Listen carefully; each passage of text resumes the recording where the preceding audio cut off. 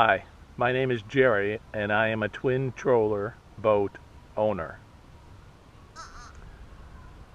I'm obviously not in my boat today and I decided to go fishing in the community I live. There are multiple lakes here and what I wanted to do was show you what I use as my go-to bait. I use lots of things, but one of them is fishing with a small 4-inch finesse worm in a special kind of a setup. This is what I use. It's called the Charlie Brewer Spider Slider Head. That hook inside there is not it. This is what it looks like. And this is the tournament weight rig, in that the hook is heavier than the normal one.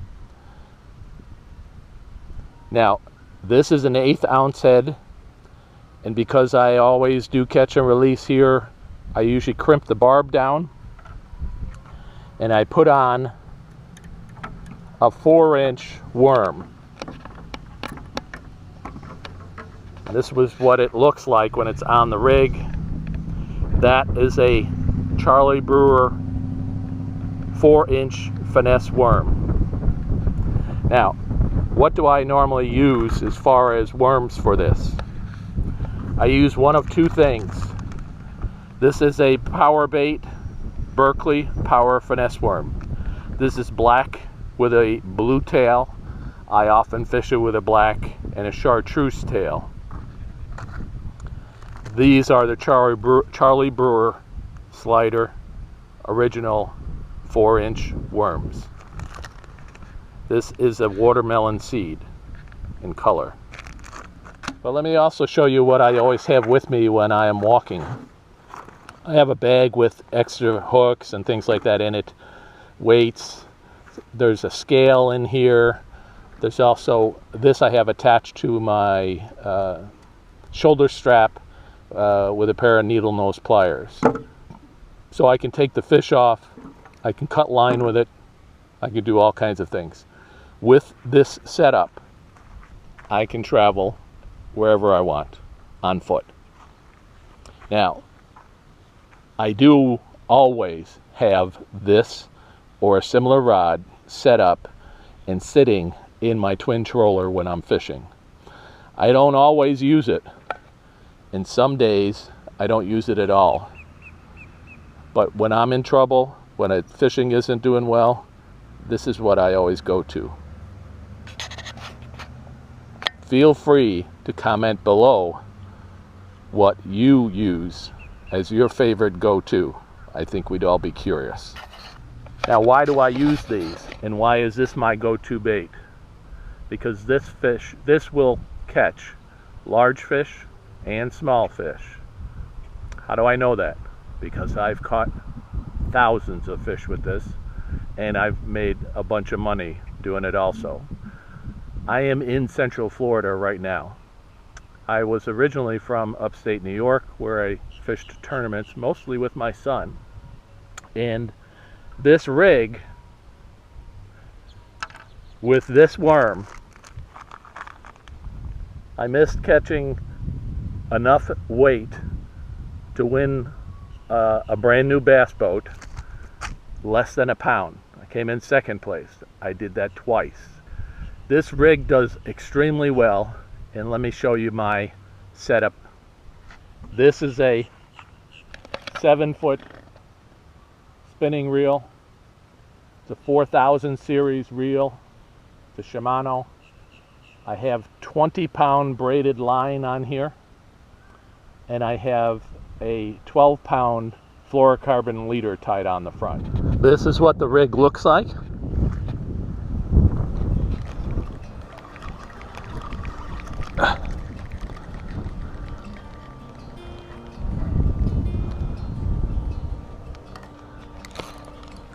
There we go.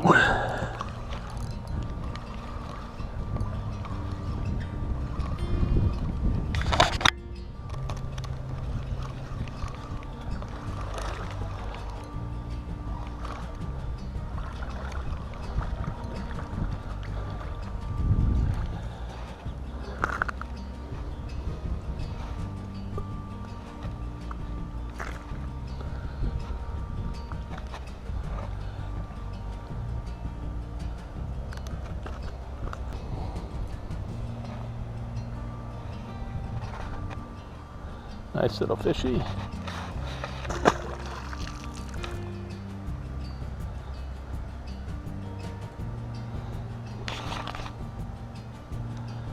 And that's what I'm fishing with.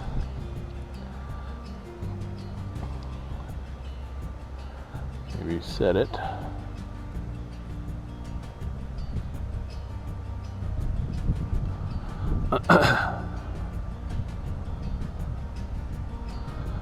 A little bit torn up, but still usable. Alright, catch another one. In case you're wondering why this lake looks a little different than the other one, was soon after I began the video, I had to leave. So it's actually a day or two later, and I'm fishing in a different body of water. This is a neck down area. Goes like this all the way down there.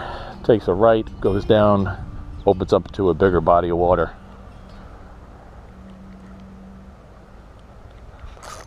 There you go.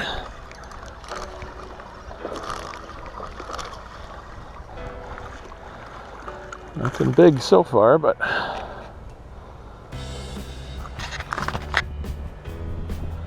won't be splashing me.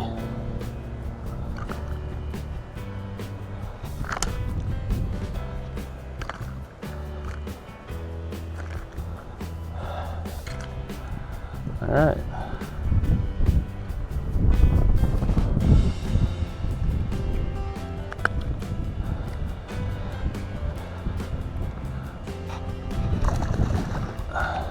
And lost my worm. New worm. That's kind of twisted around. All right, there we go. Feel the fluorocarbon leader. It's all smooth. I haven't nicked it. Otherwise I'd cut it off, retie. On this kind of worm, say it's got a flat tail, I'm going to come into the worm in the middle of the flat tail so that it's swimming like this with a flat tail out, not sideways. So there's a seam where the flat side is, where it was in the mold, so I go hold it on the seam on each side, go down the middle till I hit the bend, turn it around, go back. Typical Texas rig worm. Turn it to make sure now it lays straight. My line is straight. I'm ready to go again. Missed him again. Ate my worm. Cut it right in half. Now that's 3 bites I got right here. Why do you think they're here? Well, started out down there, and I didn't get a single bite till I got here. See the ripples on the water? The wind is coming out of this side here. See the current making the water come? The wind current that's stacking them up here, they're sitting right here in this area.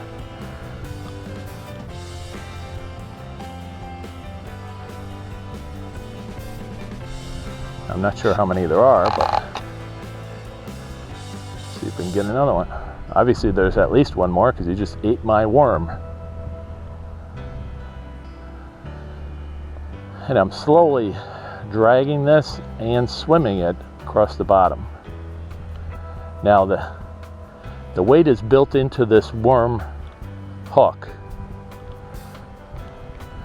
and it's pointed. That's why it's called a slider worm. This will slide across the bottom like this. It's called the Charlie Brewer slider head. That's a slider worm. Okay, here we go. There we go. And this one looks like it's halfway decent. Exact same spot. They're all sitting here in this current created by the wind.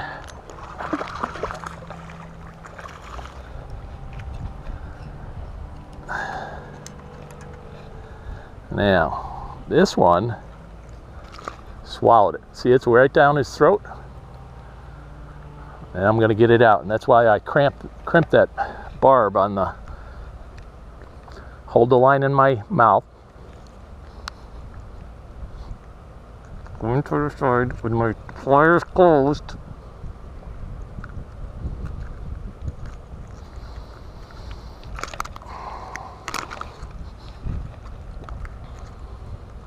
Out it comes. Let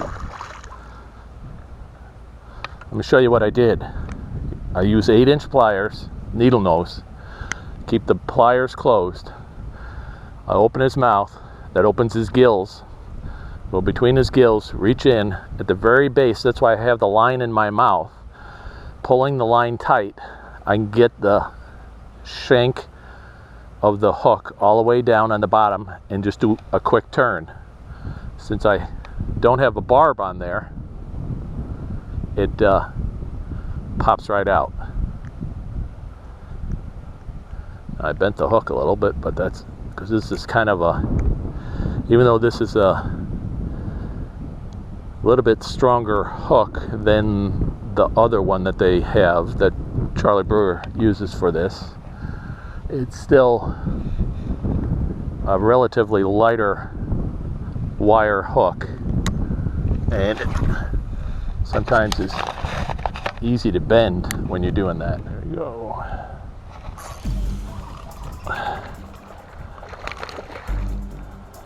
That's number 5. I haven't even moved 10 feet.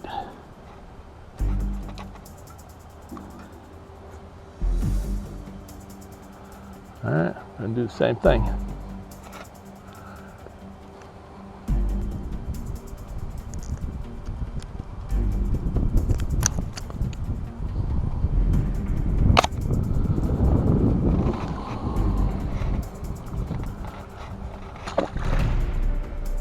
Now I moved from around the corner there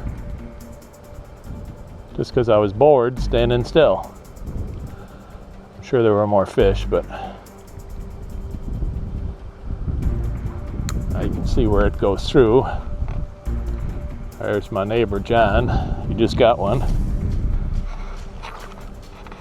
Mighty fisherman he is. So this is kind of shaped like a T here, and then it goes through here, opens up. You can't see it behind those houses. It gets bigger. But this area is a transition area where it goes from here into this little canal, if you will, here. And you can see the wind blowing across here, where it's calm over here, and then it's current from the wind here. So I'm hoping to locate some more here.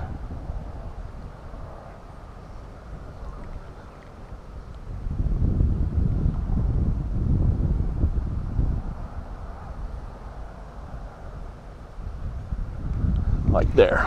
There we go.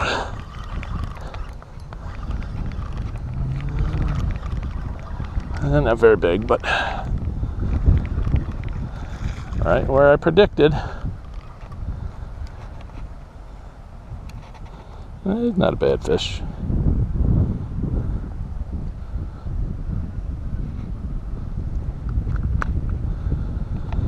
All right, fishy. Go back and get a little bit bigger. Show me where your mama is.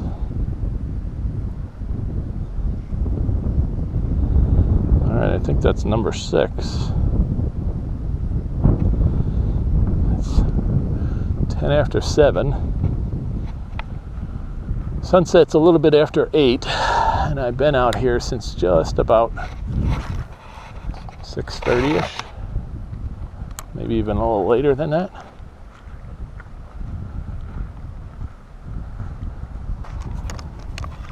There we go. Missed him. Pulled my pole down. Tried to reach up to get the camera on. There we go.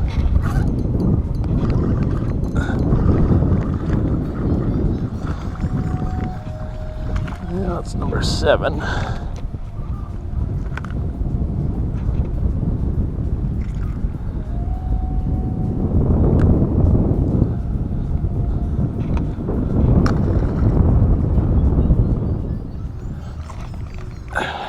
missed it.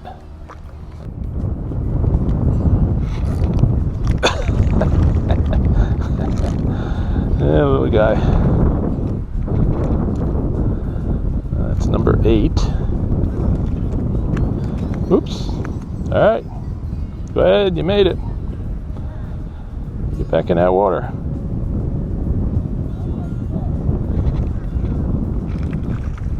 There he goes. There goes John. The marlin.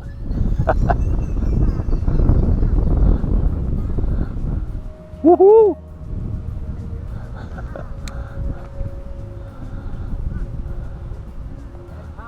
Yeah, see that? 10 pounds. That's what he said.